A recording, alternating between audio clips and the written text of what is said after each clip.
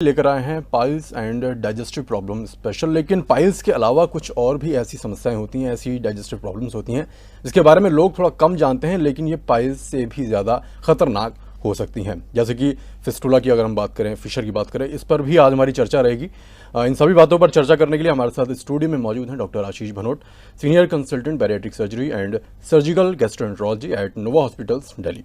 अगर आपका भी पाइल्स से जुड़ा कोई सवाल है या फिर किसी और डाइजेस्टिव प्रॉब्लम के बारे में कोई जानकारी आप चाहते हैं तो स्क्रीन पर दिए गए नंबर्स पर आप अभी हमें कॉल कर सकते हैं। डॉक्टर साहब, आपका स्वागत है।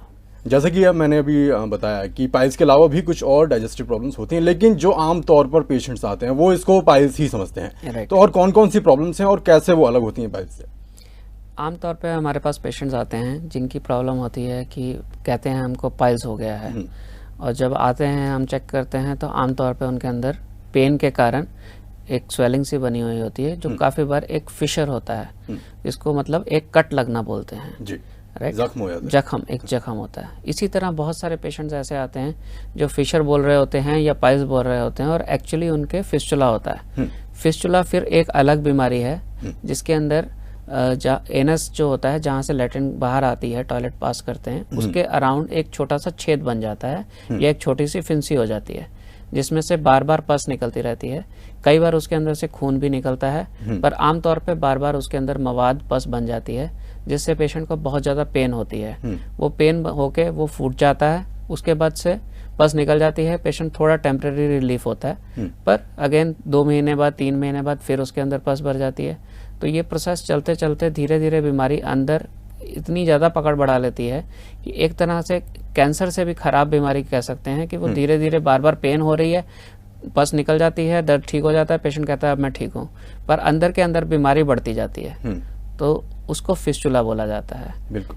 थर्ड जो है, सबसे पहले जैसे हमने बात करी थी पाइल्स की, जो पाइल्स है इस जिसके अंदर एक अंदर के भाग में, लैट्रिन के गुदा के भाग के अंदर, हम सभी के अंदर एक 3 मसे होते हैं, एक जिनके अंदर थोड़ी स्वेलिंग होने के कारण उसके ऊपर की जो वेन्स होती हैं वो फूल जाती हैं, और जब भी हार्ड लैट्रिन होती है तो वो उनके अंदर से वो जब पास होती है तो खून आना शुरू होता है, जिसको पाइल्स बोला जाता है। पाइल्स आमतौर पे बिना दर्द के होती हैं, पर जरूरी नहीं है कि सभी पाइल्स पेनलेस हों। कुछ पाइल्स कई बार यही मसे बाहर आ जाते हैं तो दर्द करते हैं, कई बार इसी मसे के अंदर बहुत ज़्यादा बड़े होने के कारण गैंग्रीन हो जाती है, तब बहुत ज़्यादा दर्द होती है।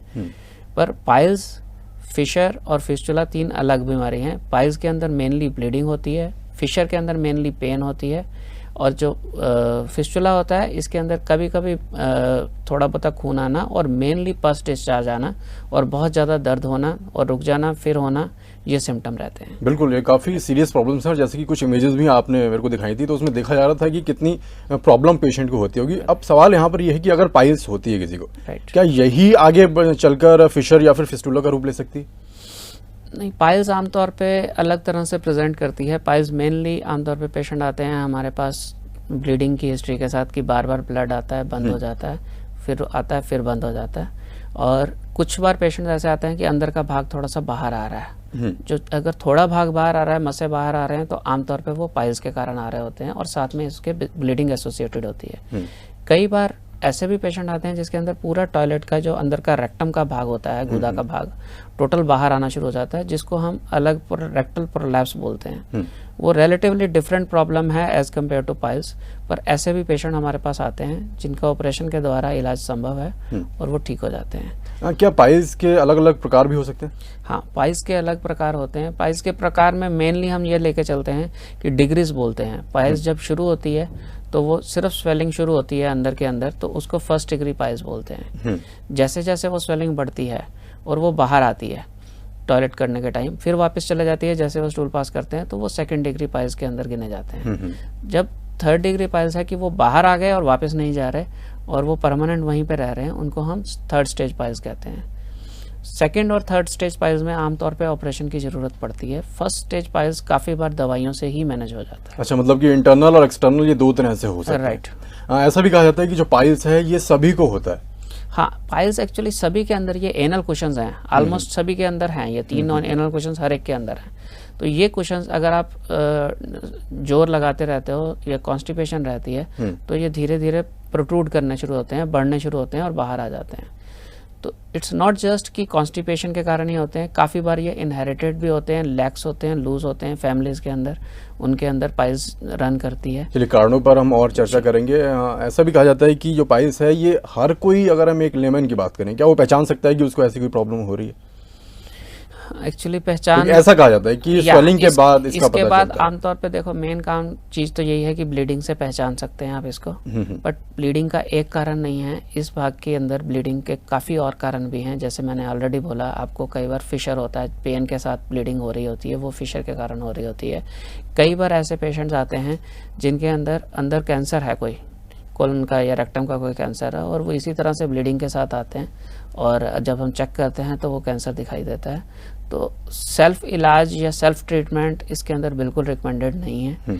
एग्जामिनेशन करके आपके डॉक्टर ने अगर देखा है और उन्होंने बोला है पाइल्स है, देन आप पाइल्स की लंबे समय तक दवाई ले सकते हैं। पर एक टाइम तक पाइल्स अगर रिजॉल्व नहीं होती तो हम वेट नहीं करते रह सकते कि हम गोली लेते रहें, एक नहीं तो दूसरी नहीं तो तीसरी क्रीम लगाते रहें।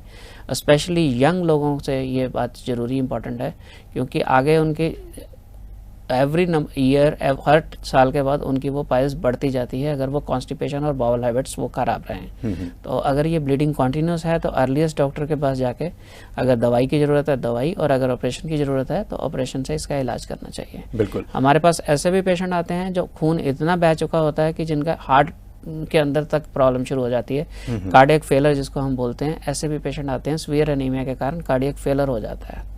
बिल्कुल। तो आज हम चर्चा कर रहे हैं पाइल्स और बाकी डाइजेस्टिव प्रॉब्लम्स पर, और डॉक्टर साहब जैसे कि बता रहे हैं कि काफ़ी सीरियस प्रॉब्लम्स ये हो सकती हैं, तो इसे इग्नोर ना करें। तो अगर आपका भी ऐसा कोई सवाल है या फिर कोई जानकारी आप लेना चाहते हैं तो स्क्रीन पर दिए गए नंबर्स पर आप अभी हमें कॉल कर सकते हैं। डॉक्टर साहब, आपने कि जैसे बताया कि ये हार्ट फेलियर तक की नौबत इसमें आ सकती है अगर इसको इग्नोर किया जाए। एज का आपने जिक्र किया था कि यंगस्टर्स को भी इग्नोर नहीं करना चाहिए, तो क्या किसी भी एज में ये हो सकती है प्रॉब्लम? या आमतौर पे ये बड़ी उम्र के लोगों में देखी जाती है, जैसे जैसे कॉन्स्टिपेशन होती है और जो ये लैक्स होते हैं, ये वॉल्स जो अपने कुशन्स हैं, तो उनमें ये बड़ी देखी जाती है। बट आजकल चेंज लाइफस्टाइल के कारण काफ़ी यंग पेशेंट्स भी हमारे पास आते हैं जिनमें ये शुरू हो जाती है। अगर बहुत एल्डरली होते हैं तो हमारा ये फर्स्ट एम होता है कि उनको मेडिसिन से आगे चलाते जाएं ताकि उनको सर्जरी से बच सकें। बट अगर यंगर एज ग्रुप में ये प्रॉब्लम आ जाती है तो हम स्ट्रेट अवे क्योंकि काफ़ी सेफ और अच्छी सर्जरीज अवेलेबल हैं जिसमें ना दर्द होती है, एक ही दिन में पेशेंट आता है, ऑपरेशन करा के छुट्टी करके कई बार सेम डे भी घर चला जाता है, या मैक्सिमम 24 आवर्स के अंदर छुट्टी हो जाती है। तो जो चीज़ इतनी आसानी से ट्रीट हो सकती है उसके लिए अनदर 40, 50, 100 साल, 60, 70 साल अपनी लाइफ के क्यों सफ़र करना। बिल्कुल।